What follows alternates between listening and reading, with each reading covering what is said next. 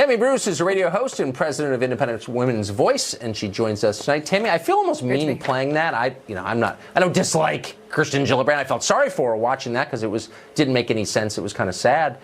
But I thought maybe there's something deeper here, and since you're a resident deep person, I thought I'd run it by you. What do you think of that? Well, I can get as deep as just saying that it was stupid. It's insulting. Yeah. It is sexist. And it's the argument that misogynists make. What she was referring to is a study that said because women are risk averse, that they would have taken less chances, and so Lehman Brothers would have been just fine. This argument, though, puts all women into a category of expecting their behavior to be based on their gender.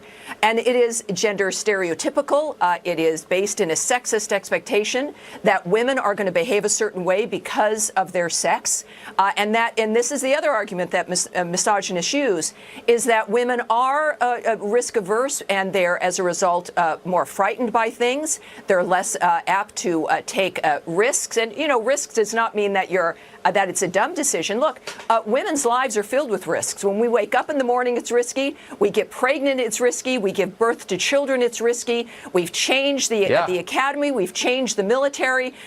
Everything we do every day is a risk, and we do it well. But the arguments by misogynists are that by pinning all women together through their gender is that it's why women don't make history.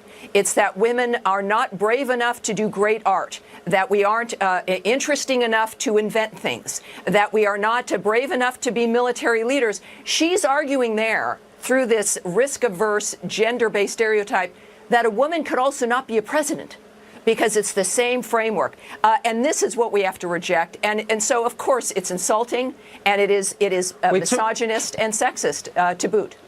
So I guess I'm looking at it from the other angle, which is, why is she attacking men?